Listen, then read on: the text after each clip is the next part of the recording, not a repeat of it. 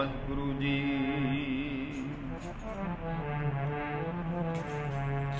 ਸਤਨਾਮ ਸ੍ਰੀ ਵਾਹਿਗੁਰੂ ਸਾਹਿਬ JIO.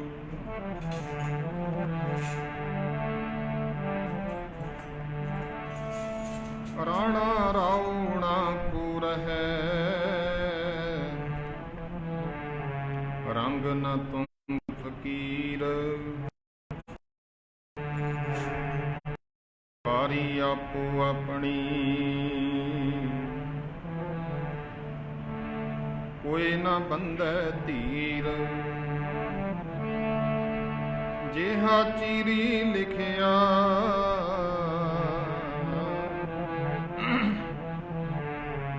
ਤੇਹਾ ਹੁਕਮ ਕਮਾਹੀ। ਕੱਲੇ ਆਵੈ ਨਾਨਕਾ,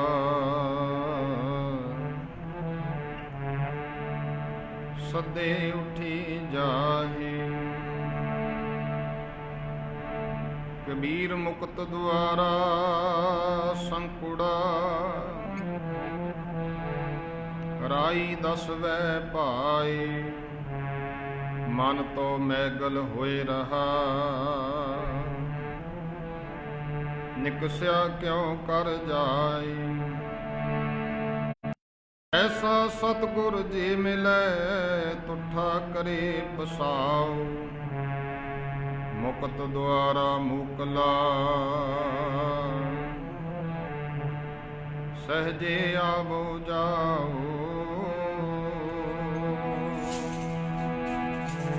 ਇਹੋ ਤੇਰੀ ਵਾਰੀ ਗੋਬਿੰਦ ਮਿਲਣੀ। ਇਹੋ ਤੇਰੀ ਵਾਰੀ ਗੋਬਿੰਦ ਮਿਲਣੀ ਦੀ।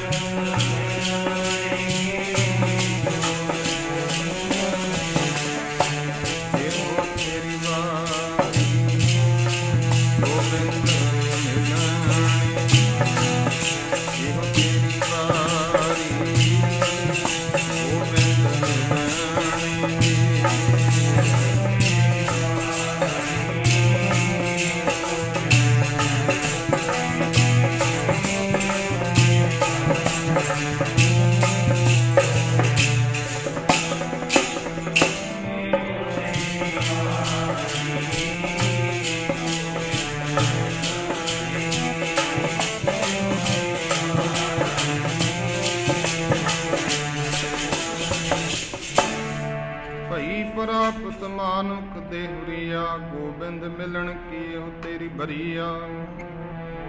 ਅਵਰ ਕਾਜ ਤੇਰਾ ਕਿਤੈ ਨ ਕਾਮ। ਮਿਲ ਸਾਧ ਸੰਗਤ ਭਜ ਕੇਵਲ ਨਾਮ।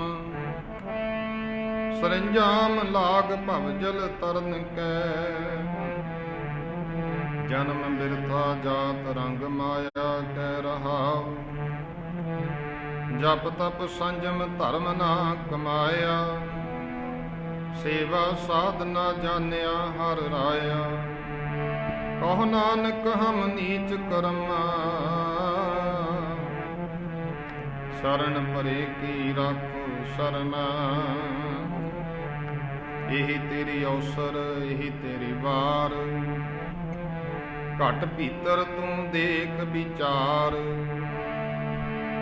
ਕਈ ਜਨਮ ਭਏ ਕੀਟ ਪਤੰਗਾ। ਕਈ ਜਨਮ ਗਜਮੀਨ ਕੁਰੰਗਾ।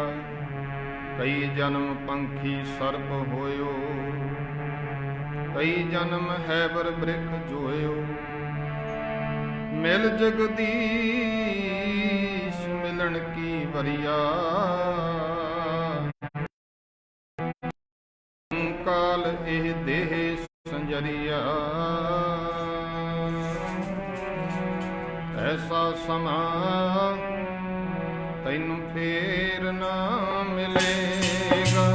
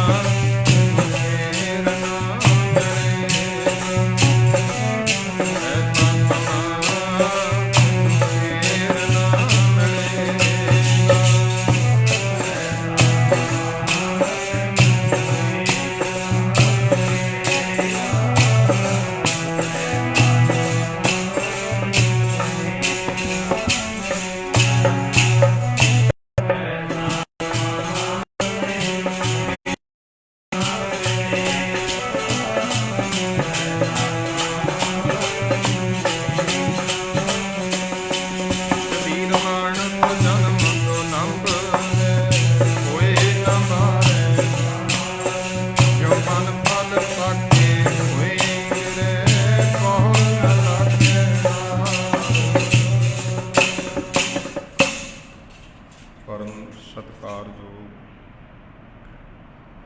जबर तखत छतर दे मालिक जुगो जुग अटा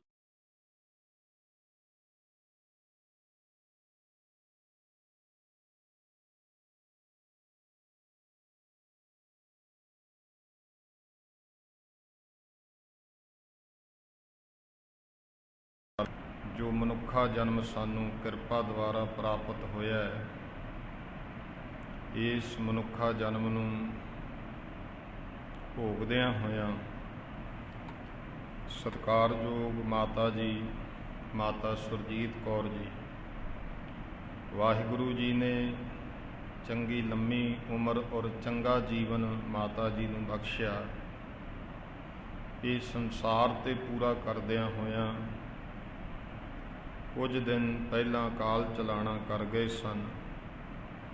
गुरमर्यादा अनुसार आओ गुरु घर दे विच जो अंतिम अरदास है वो आपां जो सतगुरु पातशाह दा हुक्म है, मैं पिछे कीर्तन करियो निर्वाण जीओ।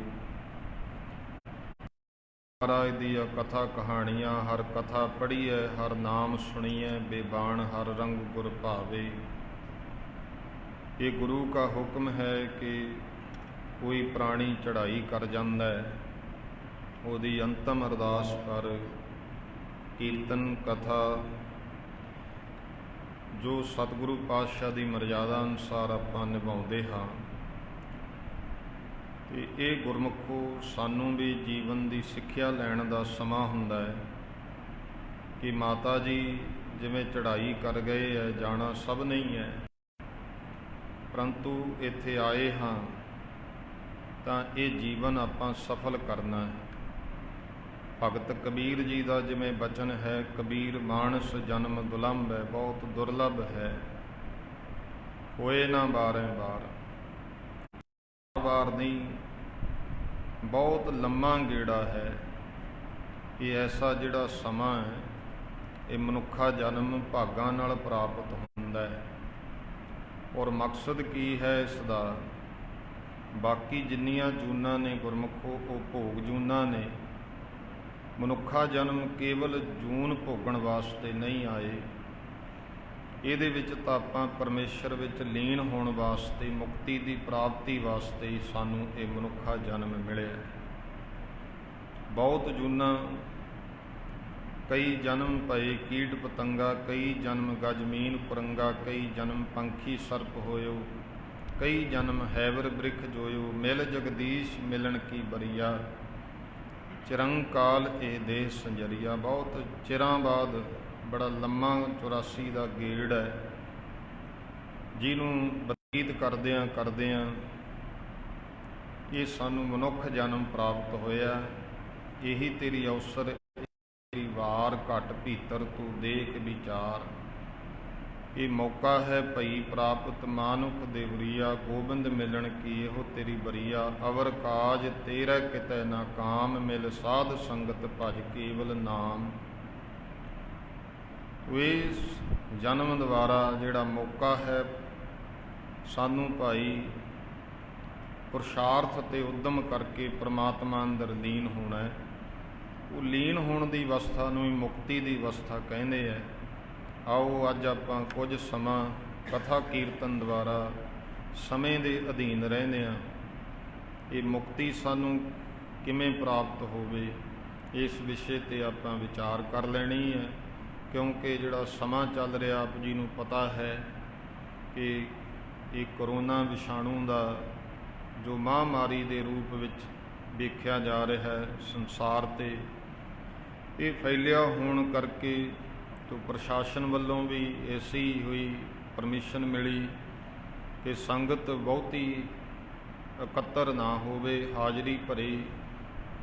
जिहड़े कोई अत नज़दीकी है, वैसे तो बहुत दरबार जिहड़ा है सोहना सुंदर खुला दरबार है गुरु का, तो आप जी ने प्यार सत्कार नाल जगह वेख के बैठ जाना। जिस माई भाई ने परिवार नूं मिल के नमस्कार करके जे कोई जाना भी है तो जा भी सकता है। प्रेम नाल जितने फिर बैठना है आपां ਗੁਰੂ ਮਹਾਰਾਜ ਦੇ ਉਪਦੇਸ਼ ਵਿਚਾਰ ਨੂੰ ਸਰਵਣ ਕਰਨਾ ਹੈ। तो आओ सारे माई भाई गुरु चरणों च हाजरी लवाइए। मिलकर आखो जी वाहिगुरु जी का खालसा वाहिगुरु जी की फतेह। कबीर साहब जी का बचन है, कबीर मुकत द्वारा संकुड़ा राई दसवें पाए, मन तो मैगल होए रहा निकस्या क्यों कर जाए, ऐसा सतगुर जे मिलै तुठा करे पसाओ, मुकत द्वारा मोकला सहजे आवो जाओ। जिहड़ा मुक्ति का दरवाजा है ये गुरमुखो बहुत बरीक लिखिया है। राई का आपां दाणा वेखदे हैं, राई दे दाणे दे भी जे 10 हिस्से कर लईए तां वो एक हिस्से जिन्ना भगत कबीर साहब कहंदे, ਉਹਦੇ ਵਿੱਚ ਦੀ ਇਹ ਮਨ ਰੂਪੀ ਹਾਥੀ ਨੇ ਲੰਘਣਾ ਹੈ। क्योंकि मन तो मैगल होए रहा, मन हाथी होया वे किमें निकल जाएगा। ये जुगती सानू सतगुरु तो प्राप्त हो सकती है कि इतने बरीक मार्ग विच असी किमें रस्ते विच प्रवेश होवांगे। ऐसा सतगुर जे मिले तुठा करे पसाओ। जे ऐसे सतगुरु महाराज सानू मिल गए, गुरु दे लड़ लग जाइए ते गुरु साड़ी सेवा भावना ते प्रसन्न हो के तुठा करे पसाओ, तुरठ के फिर कृपा करदा है। मुकत द्वारा मोकला सहजे आवो जाओ, तां जिहड़ा मुक्ति का दरवाजा है वो साडे लई मोकला हो जाता है। ये जो भगत कबीर साहब जी दे सलोक है, ये गुरमुखो गूजरी राग दे विच, गूजरी राग दी पहली वार है। ਇਹਦੀ चौथी पौड़ी ਦੇ ਨਾਲ ਸੰਬੰਧਿਤ ਸਲੋਕ। ਗੁਰੂ ਗ੍ਰੰਥ ਸਾਹਿਬ ਮਹਾਰਾਜ ਜੀ ਦੇ ਪਾਵਨ ਅੰਗ 509 ਦੇ ਉੱਤੇ ਇਹ ਪਵਿੱਤਰ ਬਚਨ ਸੁਭਾਏਮਾਨ ਨੇ ਤੇ ਹੁਕਮਨਾਮੇ ਦੇ ਰੂਪ ਵਿੱਚ ਵੀ ਕਈ ਵਾਰ ਤੁਸੀਂ ਇਹ ਸ਼ਬਦ ਸਰਵਣ ਕੀਤਾ ਹੋਵੇਗਾ। तो भगत कबीर साहब जी मुक्ति के दरवाजे का ये जिक्र करते हैं। इन्ना तंग कि राई दे दाने का 10वां हिस्सा ते मन जी ने लंघना है, शरीर ने नहीं लंघना। शरीर तो भाई सब का ही इत्थे रह जाना, स्थूल देही जिहड़ी है वो तो इत्थे रह जानी है। सूखम शरीर है, जिवें आ 5 तत्तां दा स्थूल शरीर है, इस तरह सूखम शरीर है जिन्हों गुरमुखा 17 तत्तां दा कहा। लेखा जोखा तो उन्हें देना है। आ शरीर तो अपने सामने पिया है, आपां खुद इहदा संस्कार करते हैं। किसी धर्म विच दब दिता जाता है, कोई संस्कार करता है, आपो अपनी रीति मर्यादा है। सानू जो गुरु महाराज ने जां पुरखिया ने मर्यादा दिती है वो संस्कार दी है। ये लेखा जोखा जां मुक्ति की प्राप्ति तो अगे मन की अवस्था है, आत्मक तौर पर परमात्मा विच लीन होना। ते मन भगत कबीर साहब जी कहते हाथी वर्गा है। इन्ना तंग दरवाजा, इहदे विच दी मन रूपी हाथी पार किवें होवे, भाव इहदी मुक्ति किवें होवे। जिहड़ा मुक्ति शब्द है ये संस्कृत का शब्द है। मुक्ति का अर्थ है बंधन तो छुटकारा हो जाना, खलासी हो जानी। छुटकारा हो के भाव जिहड़ी जीव आत्मा है इनू शरीर प्राप्त हुंदा है ते मुड़ के कोई इनू दुबारे शरीर ना धारना पवे। मुड़ के ये बार बार इस धरती ते किसी न किसी शरीर विच जम्मे मरे ना, ये परमात्मा विच लीन हो जाए, इनू मुक्ति कहंदे आ। वख-वख धर्मां ने, शास्त्रां ने आपो अपनी सोच अर समझ ऋषियां मुनियां ने मुक्ति दे अर्थ कीते है। वेदांत शास्त्र कहता है कि जदों जीव नूं, प्राणी नूं अपने आपे दा निज ज्ञान हो जाता है तो ब्रह्म दे नाल अभेद हो जाता है। ऐसा जो निश्चय करता है उसनूं मुक्ति कहते हैं। फिर न्याय ते विशेषक ये शास्त्र ने 6 शास्त्र दसे है। ये ਕਹਿੰਦੇ ਨੇ ਵੀ ਜਿਹੜੇ ਮੁੱਖ ਰੂਪ ਵਿੱਚ ਆਪਣੇ ਗਿਣੇ ਹੋਏ ਦੁੱਖ ਨੇ, ਉਹਨਾਂ ਦੁੱਖਾਂ ਤੋਂ ਮੁਕਤੀ ਮਿਲ ਜਾਣੀ, ਉਹਨਾਂ ਦੁੱਖਾਂ ਤੋਂ ਛੁਟਕਾਰਾ ਹੋ ਜਾਣਾ, ਉਹਨੂੰ ਮੁਕਤੀ ਕਹਿੰਦੇ। ਇੱਕ ਯੋਗ ਸ਼ਾਸਤਰ ਹੈ, ਉਹ ਕਹਿੰਦੇ ਨੇ ਕਿ ਸਮਾਧੀ ਲਾਇਆ ਜਦੋਂ ਆਪਣੇ ਆਪ ਨੂੰ ਦ੍ਰਿਸ਼ਟਮਾਨ, ਜਿਹੜਾ ਆਪਣੇ ਆਪਾ ਸਾਨੂੰ ਦੀਂਦਾ ਹੈ, ਇਹ ਤੋਂ ਕੈਵਲ ਕਰ ਲੈਣਾ, ਇਹ ਮੁਕਤੀ ਹੈ। ਮੀਮਾਂਸਾ ਸ਼ਾਸਤਰ ਕਹਿੰਦਾ ਹੈ ਕਿ ਸਵਰਗ ਦੀ ਪ੍ਰਾਪਤੀ ਹੋ ਜਾਣੀ ਮੁਕਤੀ ਹੈ। ਤੇ ਸ਼ਾਂਖ ਸ਼ਾਸਤਰ ਹੈ, ਉਹ ਕਹਿੰਦਾ ਪ੍ਰਕਿਰਤੀ ਤੋਂ ਪੁਰਖ ਦਾ ਆਪਣੇ ਆਪ ਨੂੰ ਰਹਿਤ ਜਾਣਨਾ, ਅਸੰਗ ਜਾਣਨਾ, ਇਹ ਮੁਕਤੀ ਹੈ। ਤੋ ਜੈਨ ਧਰਮ ਹੈ, ਉਹਨਾਂ ਮੁਤਾਬਕ ਕਿਹਾ ਕਿ ਜਿਹੜੇ ਉੱਚੇ ਲੋਕ ਨੇ ਉਹਦੇ ਵਿੱਚ ਕੋਈ ਜੀਵ ਆਤਮਾ ਚਲੀ ਜਾਵੇ ਤਾਂ ਉਹ ਮੁਕਤ ਹੈ। ਇੱਕ ਮਤ ਹੈ 4 ਵਾਕੀਆਂ ਦਾ, ਉਹ ਕੇਵਲ ਦੇਹੀ ਨੂੰ ਮਰ ਜਾਣ 'ਤੇ ਹੀ ਮੁਕਤੀ ਮੰਨਦੇ ਆ, ਕਿਉਂਕਿ 4 ਵਾਕੀਏ ਰੂਹ ਨੂੰ ਨਹੀਂ ਮੰਨਦੇ ਹਨ। ਇਸੇ ਤਰ੍ਹਾਂ ਯਹੂਦੀ ਨੇ, ਈਸਾਈ ਹੈ, ਮੁਸਲਮਾਨ, ਇਹ ਪੱਛਮੀ ਏਰੀਆ ਜਿਹੜਾ ਪੱਛਮੀ ਦੇਸ਼ਾਂ ਦੇ ਧਰਮ ਹੈ, ਇਹਨਾਂ ਨੇ ਵੀ ਸਵਰਗ ਦੀ ਪ੍ਰਾਪਤੀ ਨੂੰ ਹੀ ਮੁਕਤੀ ਮੰਨਿਆ ਹੈ, ਕਿਉਂਕਿ ਇਹਨਾਂ ਦਾ ਅਕੀਦਾ ਹੈ ਕਿ ਇੱਕ ਦਿਨ ਕਿਆਮਤ ਦਾ ਦਿਨ ਆਵੇਗਾ, ਜਿਹੜੇ ਮੁਰਦੇ ਨੇ ਉਹ ਕਬਰਾਂ ਵਿੱਚੋਂ ਜੀ ਉੱਠਣਗੇ ਤੇ ਫਿਰ ਉਹ ਸਦਾ ਹੀ ਜਿਉਂਦੇ ਹੋ ਜਾਣਗੇ। ਜਿਹੜੇ ਮਾੜੇ ਨੇ ਉਹ ਦੋਜ਼ਕਾਂ ਦੀ ਅੱਗ ਵਿੱਚ ਸੜਨਗੇ, ਚੰਗੇ ਜਿਹੜੇ ਉਹ ਵਹਿਸ਼ਤਾਂ ਦਾ ਸੁੱਖ ਭੋਗਣਗੇ। ਮੁਸਲਮਾਨ ਧਰਮ ਦੇ ਵਿੱਚ ਕਰਮ ਨੂੰ ਪ੍ਰਧਾਨ ਮੰਨਿਆ। ਮੁਹੰਮਦ ਸਾਹਿਬ ਉਹ ਮੁਸਲਿਮ ਮੰਨਦੇ ਨੇ ਕਿ ਇਹ ਸਿਫਾਰਿਸ਼ ਕਰਨਗੇ ਕਿਹਨੂੰ ਮੁਕਤੀ ਦੇਣੀ।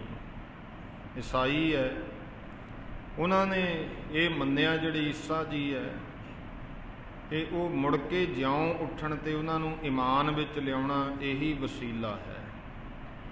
ਪਰ ਗ੍ਰੰਥਾਂ ਵਿੱਚ ਮੁੱਖ ਰੂਪ ਵਿੱਚ 3 ਮੁਕਤੀਆਂ ਦਾ ਜ਼ਿਕਰ ਕੀਤਾ ਹੈ, ਜੀਵਨ ਮੁਕਤੀ, ਇਹ ਮੁਕਤੀ, ਇੱਕ ਨਿਤ ਮੁਕਤੀ। ਜੀਵਨ ਮੁਕਤ ਕੀ ਹੈ? ਆ ਸਰੀਰ ਦੇ ਅੰਦਰ ਰਹਿੰਦਿਆਂ ਵਾਹਿਗੁਰੂ ਪਰਮੇਸ਼ਰ ਦੀ ਬੰਦਗੀ ਕਰਦਿਆਂ ਆਤਮਿਕ ਗਿਆਨ ਹੋ ਜੇ ਤੇ ਜੀਵ ਆਤਮਾ ਬੰਧਨਾਂ ਤੋਂ ਨਿਰਲੇਪ ਹੋ ਜਾਵੇ, ਬੰਧਨਾਂ ਤੋਂ ਫਿਰ ਮੁਕਤ ਹੋ ਜੇ, ਇਹਨੂੰ ਮੁਕਤੀ ਹੈ। ਤੇ ਜਿਹੜੀ ਇਹ ਜੀਵ ਦੇਹ ਦੇ ਖਤਮ ਹੋਣ ਤੇ ਮੁਕਤੀ ਹੈ, ਉਹਨੂੰ ਕਿਹਾ ਜਾਂਦਾ ਹੈ ਵਧੇ ਮੁਕਤੀ। ਫਿਰ ਤੀਸਰਾ ਹੈ ਕਿ ਜੀਵ ਜਿਹੜਾ ਕਰਮ ਦੇ ਵਸ ਹੈ, ਕਰਮ ਦੇ ਵਸ ਪੈ ਕੇ ਜਨਮ ਮਰਨ ਦੇ ਚੱਕਰ ਵਿੱਚ ਆਪਾਂ ਪੈਂਦੇ ਹਾਂ। ਹਾਂ, ਰੱਬ ਦੇ ਪਿਆਰਿਆਂ ਦਾ ਵੱਖਰਾ ਹੈ। ਜਿਵੇਂ ਭਗਤ ਕਬੀਰ ਸਾਹਿਬ ਜੀ ਦਾ ਬਚਨ ਹੈ ਕਿ ਸੰਸਾਰ ਦੇ ਉੱਤੇ ਰਾਜਾ ਪਰਜਾ ਸਮ ਕਰ ਮਾਰੇ, ਐਸੋ ਕਾਲ ਬਿਡਾਨੀ ਰੇ। ਉਹ ਸਾਰਿਆਂ ਨੂੰ ਮਾਰਦਾ ਹੈ, ਪਰ ਦੂਜੇ ਪਾਸੇ ਨਾਲ ਲਿਖਿਆ ਹਰ ਕੇ ਸੇਵਕ ਜੋ ਹਰ ਭਾਏ, ਤਿਨ ਕੀ ਕਥਾ ਨਿਰਾਰੀ ਰੇ। ਆਏ ਨਾ ਜਾਏ ਨਾ ਕਬ ਹੂੰ ਮਰਤੇ, ਪਾਰ ਬ੍ਰਹਮ ਸੰਗਾਰੀ ਰੇ। ਜਿਹੜੇ ਗੁਰਮੁਖ ਹੁੰਦੇ ਨੇ ਨਾ, ਕੋਈ ਮਹਾਤਮਾ ਸੰਤ ਪੁਰਸ਼, ਪਰਮੇਸ਼ਰ ਦਾ ਨਾਮ ਜਪਣ ਵਾਸਤੇ ਉਹਨਾਂ ਨੂੰ ਨਿਤ ਅਵਤਾਰ ਵੀ ਕਿਹਾ। ਸੰਸਾਰ ਦੇ ਉੱਤੇ ਉਹ ਭਲਾ ਕਰਨ ਵਾਸਤੇ ਆਉਂਦੇ ਆ, ਜੰਮਣ ਮਰਨ ਵਿੱਚ ਨਹੀਂ ਹੁੰਦੇ। ਜਨਮ ਮਰਨ ਦੋਹੂ ਮਹਿ ਨਾਹੀ, ਜਨ ਪਰਉਪਕਾਰੀ ਆਏ। ਉਹ ਤਾਂ ਪਰਉਪਕਾਰ ਵਾਸਤੇ ਆਉਂਦੇ ਆ। ਬਾਕੀ ਸੰਸਾਰ ਜਿਹੜਾ ਹੈ ਇਹ ਆਪਣੇ ਕਰਮ ਬੰਧਨ ਕਰਕੇ ਆਉਂਦਾ ਹੈ। ਇਉਂ ਵੀ ਪਿਆਰ ਸਹਿਤ ਪੜ੍ਹੀਏ। ਦੁਨੀਆ ਬੱਧੀ ਕਰਮਾਂ ਦੀ ਆਉਂਦੀ ਹੈ, ਸਾਧੂ ਜਿੱਤੇ ਆਪ ਰੱਬ ਨੇ। ਦੁਨੀਆ ਬੱਧੀ ਕਰਮਾਂ ਦੀ ਆਉਂਦੀ ਹੈ, ਸਾਧੂ ਜਿੱਤੇ ਆਪ ਰੱਬ ਨੇ।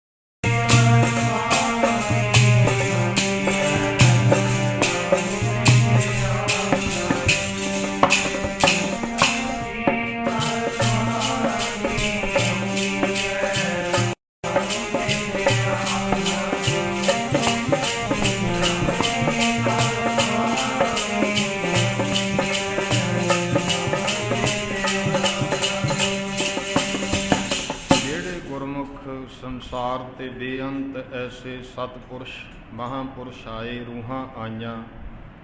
ਗੁਰੂ ਮਹਾਰਾਜ ਦੇ ਸਮੇਂ ਵੀ ਬਾਬਾ ਬੁੱਢਾ ਜੀ, ਭਾਈ ਗੁਰਦਾਸ ਜੀ ਇਤਿਆਦਿਕ ਕਿਤਨੇ ਪੁਰਸ਼ਾਂ ਦਾ ਜਿਹੜੀਆਂ ਮਹਾਨ ਰੂਹਾਂ, ਬਾਬਾ ਬਿਧੀ ਚੰਦ ਜੀ ਜਾਂ ਪੰਜ ਪਿਆਰਿਆਂ ਦੇ ਰੂਪ ਵਿੱਚ, ਹੋਰ ਇਤਿਆਦਿਕ ਕੋਈ ਗਿਣਤੀ ਨਹੀਂ ਕਰ ਸਕਦਾ ਕਿ ਗੁਰੂ ਨਾਨਕ ਦੇਵ ਜੀ ਮਹਾਰਾਜ ਦੇ ਧਰਮ ਵਿੱਚ ਕਿਤਨੇ ਮਹਾਂਪੁਰਸ਼ ਐਸੇ ਆਏ। ਗੁਰੂ ਸਾਹਿਬਾਨਾਂ ਦੇ 10 ਪਾਤਸ਼ਾਹੀਆਂ ਦੇ ਸਮੇਂ ਵੀ, ਔਰ ਫਿਰ ਗੁਰੂ ਗ੍ਰੰਥ ਸਾਹਿਬ ਮਹਾਰਾਜ ਹਾਜ਼ਰ ਨਾਜ਼ਰ ਪਾਤਸ਼ਾਹ ਜੀ ਦਾ ਜੋ ਸਮਾਂ ਹੈ, ਜੁਗੋ ਜੁਗ ਅਟਲ ਸਮਾਂ, ਇਹਦੇ ਵਿੱਚ ਵੀ ਕਿਤਨੇ ਐਸੇ ਮਹਾਂਪੁਰਸ਼ ਸਤਿਕਾਰਯੋਗ ਬਾਬਾ ਨੰਦ ਸਿੰਘ ਜੀ ਮਹਾਰਾਜ ਕਲੇਰਾਂ ਵਾਲੇ, ਬਾਬਾ ਈਸ਼ਰ ਸਿੰਘ ਜੀ ਮਹਾਰਾਜ ਕਲੇਰਾਂ ਵਾਲੇ, ਸੰਤ ਬਾਬਾ ਅਤਰ ਸਿੰਘ ਜੀ ਮਹਾਰਾਜ ਮਸਤੂਆਣਾ ਸਾਹਿਬ ਵਾਲੇ, ਸੰਤ ਗਿਆਨੀ ਗੁਰਬਚਨ ਸਿੰਘ ਜੀ ਖਾਲਸਾ ਭਿੰਡਰਾਂ ਵਾਲੇ, ਹੋਰ ਇਤਿਆਦਿਕ ਬੇਅੰਤ ਐਸੇ ਗੁਰਮੁਖ ਰੂਹਾਂ ਮਹਾਂਪੁਰਸ਼।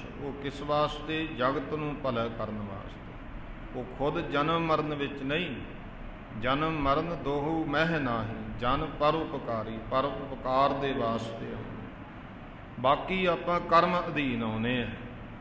ਤੋ ਇਸ ਤਰ੍ਹਾਂ ਜਿਹੜੀ ਨਿਤ ਕਰਮ ਵਸ ਪੈ ਕੇ, ਇਉਂ ਜਿਹੜੇ ਜੀਵ ਜਨਮ ਮਰਨ ਦੇ ਚੱਕਰ 'ਚ ਫਿਰ ਨਹੀਂ ਪੈਂਦੇ, ਅਵਤਾਰਾਂ ਵਾਂਗ ਪਰਮਾਤਮਾ ਦੀ ਇੱਛਾ ਦੇ ਮੁਤਾਬਕ ਵੱਖ-ਵੱਖ ਲੋਕਾਂ ਵਿੱਚ ਵਿਚਰਦੇ ਹੈ, ਉਹਨਾਂ ਨੂੰ ਨਿਤ ਮੁਕਤੀ ਵੀ ਕਿਹਾ ਹੈ।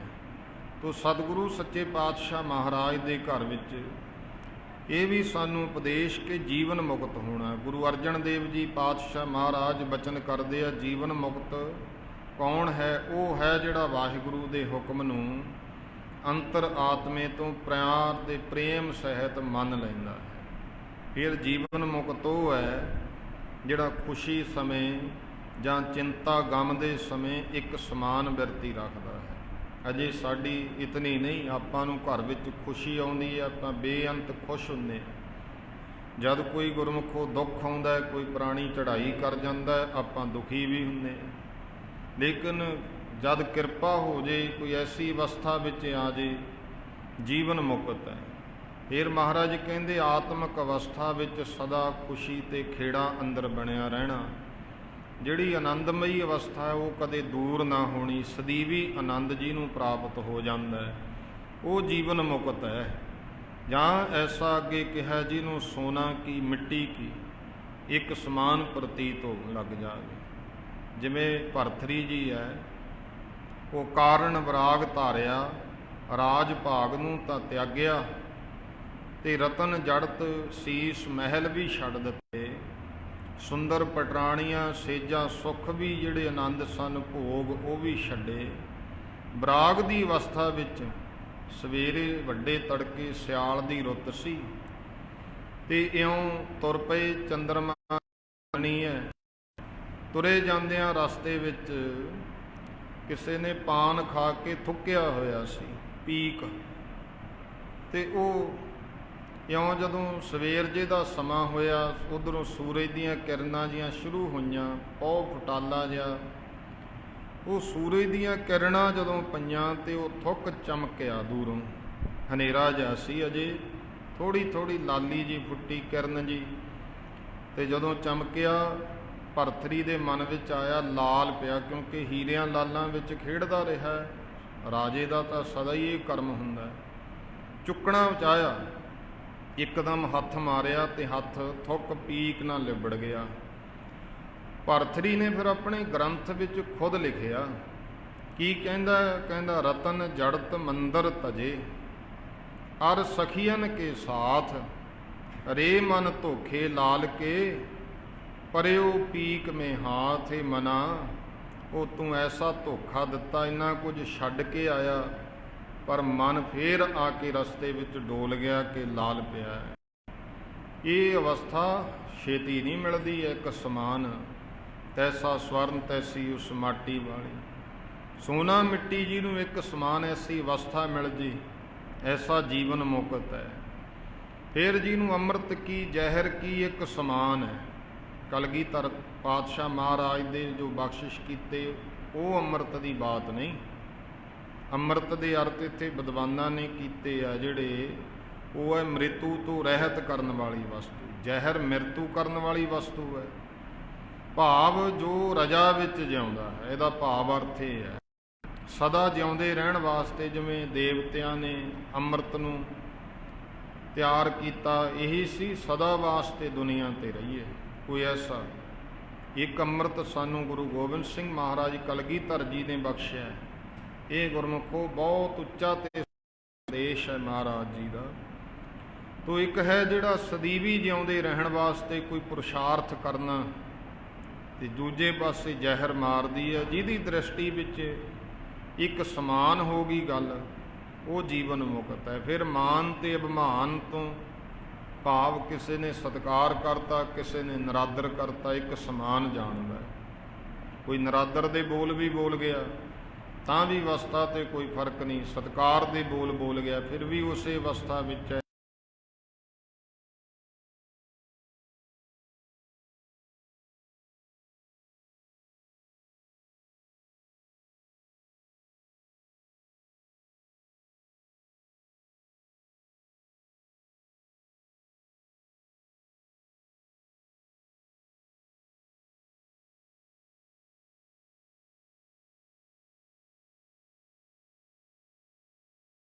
ਕੌਣ ਹੈ, ਰੰਕ ਕੌਣ ਹੈ? ਜਿਵੇਂ ਬਚਨ ਜੋ ਮਹਾਰਾਜ ਦੇ, ਪ੍ਰਭ ਕੀ ਆਗਿਆ ਆਤਮ ਹਿਤਾਵੈ, ਜੀਵਨ ਮੁਕਤ ਸੋ ਕਹਾਵੈ। ਤੈਸਾ ਹਰਖ ਤੈਸਾ ਉਸ ਸੋਗ, ਸਦਾ ਆਨੰਦ ਤੈ ਨਹੀਂ ਵਿਯੋਗ। ਤੈਸਾ ਸਵਰਨ ਤੈਸੀ ਉਸ ਮਾਟੀ, ਤੈਸਾ ਅੰਮ੍ਰਿਤ ਤੈਸੀ ਬਿਖ ਖਾਟੀ। ਤੈਸਾ ਮਾਨ ਤੈਸਾ ਅਭਿਮਾਨ, ਤੈਸਾ ਰੰਕ ਤੈਸਾ ਰਾਜਾਨ। ਜੋ ਵਰਤਾਏ ਸਾਈ ਜੁਗਤ, ਨਾਨਕ ਉਹ ਪੁਰਖ ਕਹੀਐ ਜੀਵਨ ਮੁਕਤ। ਤੋ ਇਹ ਜਿਹੜਾ ਜਿਹਨੂੰ ਰਾਜਾ ਤੇ ਰੰਕ ਬਰਾਬਰ ਹਨ, ਭਾਵ ਕੋਈ ਅੰਦਰ ਭੈ ਨਹੀਂ ਤੇ ਕੋਈ ਡਰ ਨਹੀਂ ਹੈ ਰਾਜੇ ਦਾ, ਤੇ ਕਿਸੇ ਰੰਕ ਦਾ ਅਪਮਾਨ ਕਰਨ ਦੀ ਵੀ ਬਿਰਤੀ ਨਹੀਂ ਹੈ। ਇਹ ਭਾਈ ਸਾਹਿਬ ਭਾਈ ਗੁਰਦਾਸ ਜੀ ਨੇ ਜਿਵੇਂ ਕਿਹਾ, ਗੁਰੂ ਨਾਨਕ ਦੇ ਪਾਤਸ਼ਾਹ ਨੇ ਬਰਾਬਰ ਕਰਕੇ ਸਾਰਿਆਂ ਨੂੰ ਚਰਨੀ ਲਾ ਲਿਆ।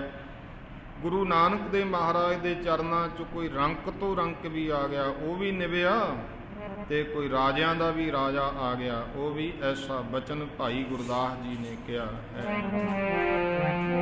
ਤੇਰੀ ਪਵਣਾ ਜਗ ਵਰਤਾਇਆ, ਰੰਕ ਬਰਾਬਰੀ। ਤੇਰੀ ਪਵਣਾ ਜਗ ਵਰਤਾਇਆ, ਰਾਣਾ ਰੰਕ ਬਰਾਬਰੀ।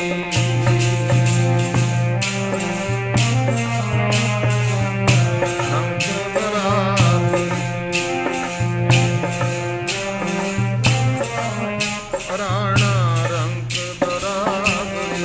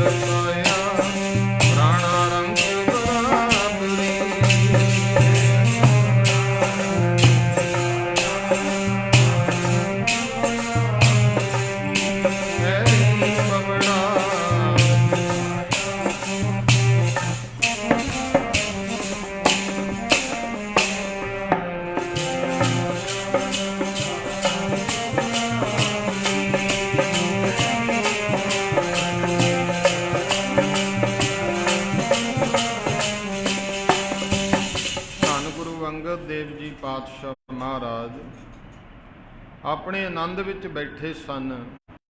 ਕੁਝ ਇਤਿਹਾਸਕਾਰਾਂ ਲਿਖਿਆ, ਬੱਚਿਆਂ ਨੂੰ ਵਿੱਦਿਆ ਪੜ੍ਹਾਦਾ ਸੀ ਗੁਰਮੁਖੀ। ਹਮਾਊਂ ਬਾਦਸ਼ਾਹ ਆਇਆ। ਇਹ ਉਹਨਾਂ ਸਮਿਆਂ ਦੇ ਵਿੱਚ ਧੰਨ ਗੁਰੂ ਨਾਨਕ ਦੇ ਮਹਾਰਾਜ ਦੇ ਸਮੇਂ ਲੋਧੀ ਖਾਨਦਾਨ ਦਾ ਰਾਜ ਸੀ। ਤੇ ਲੋਧੀ ਖਾਨਦਾਨ ਦਾ ਅਖੀਰਲਾ ਬਾਦਸ਼ਾਹ ਹੋਇਆ ਇਬਰਾਹੀਮ। ਉਹ ਫਿਰ ਬਾਬਰ ਦੇ ਮੁਕਾਬਲੇ ਵਿੱਚ ਜੰਗ ਵਿੱਚ ਮਾਰਿਆ ਗਿਆ ਸੀ। ਤਾਂ ਇੱਕ ਸ਼ੇਰ ਸ਼ਾਹ ਸੂਰੀ ਜੀ ਦਾ ਨਾਮ ਪਹਿਲਾਂ ਸੀ ਫਰੀਦ। ਇਹ ਫਰੀਦ ਬਿਹਾਰ ਖਾਂ ਦੇ ਕੋਲ ਚਲਿਆ। ਇੱਕ ਵਾਰੀ ਬਿਹਾਰ ਖਾਂ ਦੇ ਨਾਲ ਫਰੀਦ ਸ਼ਿਕਾਰ ਖੇਡਣ ਗਿਆ ਤੇ ਫਰੀਦ ਨੇ ਇੱਕ ਸ਼ੇਰ ਮਾਰਿਆ। ਬਿਹਾਰ ਖਾਂ ਨੇ ਫਿਰ ਇਹਦਾ ਨਾਂ ਰੱਖਿਆ ਸੀ ਸ਼ੇਰ ਖਾਂ, ਸ਼ੇਰ ਸ਼ਾਹ। ਉਹ ਆਪਣੇ ਆਪ ਨੂੰ ਸੁਲਤਾਨ ਕਹਾਉਂਦਾ ਸੀ ਬਿਹਾਰ ਖਾਂ। ਤੇ ਇਹ ਜਿਹੜਾ ਸ਼ੇਰ ਖਾਂ ਸੀ, ਇੰਨੀ ਤਾਕਤ ਫੜੀ, ਬੰਗਾਲ ਤੇ ਕਬਜ਼ਾ ਕੀਤਾ ਇਸਨੇ। ਫਿਰ ਇਹਨੇ ਆਪਣੇ ਆਪ ਨੂੰ ਫਰੀਦੋਦੀਨ ਸ਼ੇਰ ਖਾਂ ਕਹਾਉਣਾ ਸ਼ੁਰੂ ਕਰ ਦਿੱਤਾ, ਸ਼ੇਰ ਸ਼ਾਹ ਸੂਰੀ ਨੇ।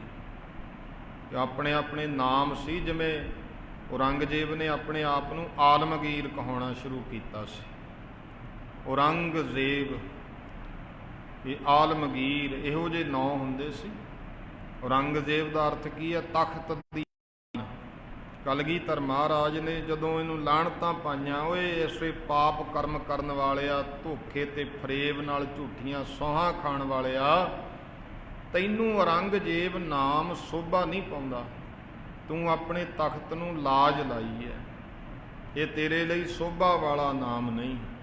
ਰਹੋ ਵਿਚਾਰ ਕਿਉਂ ਇਹ ਸ਼ੇਰ ਸ਼ਾਹ ਜਿਹੜਾ ਸੀ ਨਾ, ਹਮਾਊਂ ਦੇ ਨੇ ਫਿਰ ਇਹਦੇ ਕੋਲੋਂ, ਹਮਾਊਂ ਬਾਦਸ਼ਾਹ ਜਿਹੜਾ ਬਾਬਰ ਦਾ ਪੁੱਤਰ ਸੀ, ਇਹਦੇ ਕੋਲੋਂ ਹਾਰ ਖਾਧੀ ਇਹਨੇ ਪਹਿਲੀ ਵਾਰ।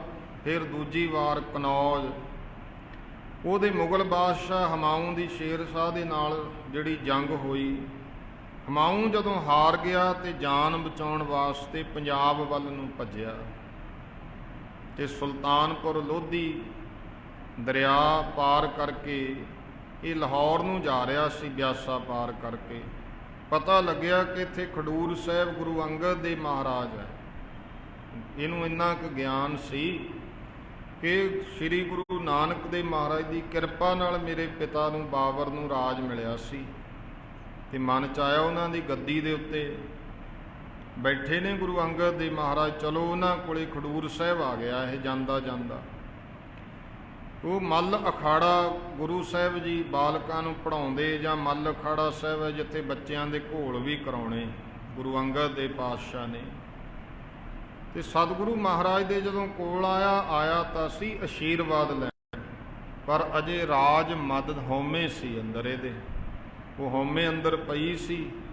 ਜਦੋਂ ਆਇਆ ਤੇ ਗੁਰੂ ਮਹਾਰਾਜ ਜੀ ਆਪਣੇ ਧਿਆਨ ਮਗਨ ਨੇ, ਕੋਈ ਧਿਆਨ ਨਹੀਂ ਦਿੱਤਾ ਬਾਦਸ਼ਾਹ ਆਇਆ ਕਿ ਕੌਣ ਆਇਆ। ਲਿਖਿਆ ਮਹਿਮਾ ਪ੍ਰਕਾਸ਼ ਕਰਤਾ ਨੇ, ਗੁਜਰੀ ਦੋਏ ਘੜੀ ਸਤਿਗੁਰ ਨਹੀਂ ਦੇਖਾ। 2 ਘੜੀਆਂ ਕਹਿੰਦੇ ਖੜਾ ਰਿਹਾ, ਗੁਰੂ ਸਾਹਿਬ ਨੇ ਨਹੀਂ ਵੇਖਿਆ। ਬਾਦਸ਼ਾਹ ਮਨ ਕੋਪ ਬਿਸ਼ੇਖਾ, ਹੱਥ ਤਬ ਹਾਥ ਤਲਵਾਰ ਮੂਠ ਪਰ ਰੱਖਾ। ਗੁੱਸੇ ਵਿੱਚ ਤਲਵਾਰ ਦੇ ਮੁੱਠੇ ਤੇ ਹੱਥ ਰੱਖ ਲਿਆ। ਕਿਸ ਵਾਸਤੇ? ਕਿ ਫਿਰ ਵੀ ਮੈਂ ਬਾਦਸ਼ਾਹ ਰਿਹਾ, ਹੈ ਤਾਂ ਇਹ ਸਾਡੀ ਪਰਜਾ ਹੀ। ਮਹਾਰਾਜ ਦੇ ਉੱਤੇ ਤਲਵਾਰ ਚਲਾਉਣ ਲੱਗਿਆ ਹਮਾਊਂ ਬਾਦਸ਼ਾਹ। ਵੱਜ ਗਇਓ ਹਾਥ ਤਬ ਦੇਖ ਪ੍ਰਭ ਭਾਖਾ, ਤੇ ਤਲਵਾਰ ਦੇ ਮੁੱਠੇ ਤੇ ਹੀ ਹੱਥ ਰਹਿ ਗਿਆ, ਚੁੱਕ ਨਾ ਸਕਿਆ ਤਲਵਾਰ। ਗੁਰੂ ਮਹਾਰਾਜ ਗੁਰੂ ਅੰਗਦ ਦੇਵ ਪਾਤਸ਼ਾਹ ਨੇ ਕਿਹਾ, ਸ਼ੇਰ ਸ਼ਾਹ ਸੋ ਕੁਛ ਨਹੀਂ ਕੀਨਾ, ਇਹਾਂ ਤਲਵਾਰ ਮੂਠ ਗਹਿ ਲੀਨਾ। ਮਹਾਰਾਜ ਕਹਿੰਦੇ ਸ਼ੇਰ ਸ਼ਾਹ, ਜਦ ਇਹ ਹਮਾਊਂ ਬਾਦਸ਼ਾਹ ਜਦੋਂ ਸ਼ੇਰ ਸ਼ਾਹ ਦੇ ਨਾਲ ਜੰਗ ਹੋਈ, ਜਿੱਥੇ ਤੇਰਾ ਤਲਵਾਰ ਚਲਾਉਣ ਦਾ ਸਮਾਂ ਸੀ ਉੱਥੇ ਤੇਰੇ ਤੋਂ ਕੁਝ ਹੋਇਆ ਨਹੀਂ, ਤੇ ਆ ਫਕੀਰਾਂ ਦੇ ਉੱਤੇ ਆ ਕੇ ਹੁਣ ਤਲਵਾਰਾਂ ਚੁੱਕਦਾ। ਇੰਨੀ ਗੱਲ ਨਾਲ ਹੀ ਮਨ ਦੀ ਹਉਮੈ ਦੂਰ ਹੋ ਗਈ, ਔਰ ਗੁਰੂ ਪਾਤਸ਼ਾਹ ਮਹਾਰਾਜ ਨੂੰ ਸਿਰ ਝੁਕਾਇਆ, ਮਹਾਰਾਜ ਮੇਰੇ ਤੋਂ ਗਲਤੀ ਹੋ ਗਈ। ਬਲੀ ਪੀਰ ਗੁਰੂ ਨਾਨਕ ਦੇਵ ਪਾਤਸ਼ਾਹ ਮਹਾਰਾਜ ਦੀ ਮਿਹਰ ਹੋਈ ਕਿ ਮੇਰੇ ਪਿਤਾ ਨੂੰ ਰਾਜ ਮਿਲਿਆ। ਮੈਂ ਤਾਂ ਰਾਜ ਗਵਾ ਕੇ ਤੁਹਾਡੇ ਚਰਨਾਂ 'ਚ ਆਇਆ, ਮੇਰੇ ਤੇ ਕਿਰਪਾ ਕਰੋ। ਮਹਾਰਾਜ ਕਹਿੰਦੇ ਹੁਣ ਸਮਾਂ ਉਡੀਕਣਾ ਪਵੇਗਾ, ਮਿਲ ਤਾਂ ਜਾਂਦਾ ਜੇ ਨਿਮਰਤਾ ਰੱਖਦਾ, ਕਿਉਂਕਿ ਗੁਰੂ ਮਹਾਰਾਜ ਦੇ ਦਰ ਤੋਂ ਗੁਰਮੁਖੋ ਨਿਮਰਤਾ ਵਾਲੇ ਦੀ ਝੋਲੀ ਭਰਦੀ ਹੈ, ਹਉਮੈ ਦੀ ਨਹੀਂ ਹੈ। ਮਹਾਰਾਜ ਕਹਿੰਦੇ ਹਉਮੈ ਵਿੱਚ ਤਾਂ ਜੀਵ ਆਉਣ ਜਾਣ ਦੇ ਚੱਕਰ ਵਿੱਚ ਪੈ ਜਾਂਦਾ। ਹਉਮੈ ਬੱਧਾ ਆਵੇ ਜਾਏ, ਹਉਮੈ ਦਾ ਬੱਧਿਆ ਹੋਇਆ ਨਾ ਇਹ ਸੰਸਾਰ ਦੇ ਉੱਤੇ ਕਦੇ ਜਨਮ ਲੈ ਲੈਂਦਾ ਹੈ, ਕਦੇ ਮੌਤ ਆਉਂਦੀ ਹੈ। ਦਾ ਹੈ ਹਉਮੈ ਦਾ ਬੱਧਿਆ ਹੋਇਆ, ਜਨਮ ਮਰਦਾ ਹੈ ਹਉਮੈ ਦਾ ਬੱਧਿਆ ਹੋਇਆ।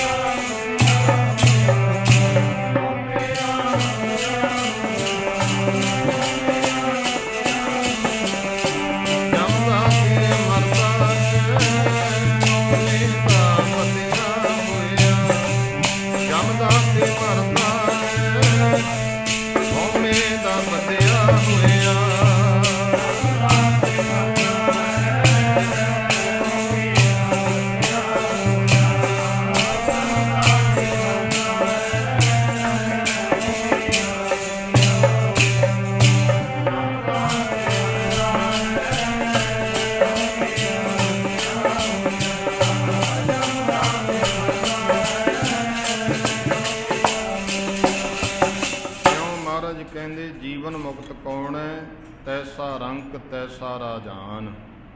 ਫਿਰ ਕਿਆ ਜੋ ਵਰਤਾਏ ਸਾਈ ਜੁਗਤ, ਨਾਨਕ ਉਹ ਪੁਰਖ ਕਹੀਐ ਜੀਵਨ ਮੁਕਤ। ਜੋ ਰਜਾ ਵਿੱਚ ਆ ਜੇ, ਪਰਮੇਸ਼ਰ ਦੇ ਭਾਣੇ ਵਿੱਚ ਆ ਜਾਵੇ। ਗੁਰੂ ਤੇਗ ਬਹਾਦਰ ਮਹਾਰਾਜ ਕਹਿੰਦੇ ਭਾਈ ਮਾਨ ਮੋਹ ਦੋਨੋਂ ਕੋ ਪਰ ਹਰ, ਗੋਬਿੰਦ ਕੇ ਗੁਣ ਗਾਵੈ। ਜਿਹੜਾ ਭਾਈ ਮਾਣ ਮੋਹ ਨੂੰ ਛੱਡ ਕੇ ਵਾਹਿਗੁਰੂ ਦੇ ਗੁਣ ਗਾਉਂਦਾ, ਕਹੋ ਨਾਨਕ ਇਹ ਵਿਦ ਕੋ ਪ੍ਰਾਨੀ, ਜੀਵਨ ਮੁਕਤ ਕਹਾਵੈ। ਇਸ ਤਰੀਕੇ ਸਹਿਤ ਜੀ ਦਾ ਜੀਵਨ ਬਤੀਤ ਹੁੰਦਾ ਨਾ, ਉਹ ਜਾਣੋ ਗੁਰਮੁਖੋ ਜੀਵਨ ਮੁਕਤ ਪੁਰਸ਼ ਹੈ। ਜੀਵਨ ਮੁਕਤ ਮਨ ਨਾਮ ਵਸਾਏ, ਗੁਰਮੁਖ ਹੋਏ ਤਾਂ ਸੱਚ ਸਮਾਏ। ਫਿਰ ਆ ਗਈ ਬਦੇ ਮੁਕਤੀ ਦੀ ਬਾਤ। ਬੇਮੁਕਤੀ ਸਰੀਰ ਜਿਹੜੀ ਹੈ ਦੇਹੀ, ਤੇ ਇਹ ਜੋ ਆਤਮਾ ਇਸ ਸਰੀਰ ਦਾ ਮਾਲਕ ਹੈ। ਜੋ ਆਤਮਾ ਨਹੀਂ ਹੈ ਭਾਵ ਬਦੇਹੀ ਕਿ ਇਹ ਸਰੀਰ, ਇਹ ਪਦ ਤੋਂ ਪਦ ਵੱਖਰਾ ਬਦੇ ਕਰਕੇ ਇਹਦਾ ਅਰਥ ਹੈ ਬਦੇ ਜੋ ਦੇਹ ਨਹੀਂ ਹੈ, ਜੋ ਆਤਮਾ ਹੈ। ਜੋ ਆਤਮਾ ਨਹੀਂ ਉਹ ਸਰੀਰ ਹੈ। ਦੇਹੀ ਗੁਪਤ ਬਦੇਹੀ ਦਿਸੈ, ਇਹ ਕਿਹਾ ਹੈ। ਦੇਹੀ ਜਿਹੜੀ ਹੈ ਉਹ ਗੁਪਤ ਹੈ, ਆਤਮਾ ਗੁਪਤ ਹੈ। ਜਿਹੜੀ ਆ ਬਦੇਹੀ ਸਰੀਰ ਹੈ ਇਹ ਦਿਸਦਾ ਹੈ।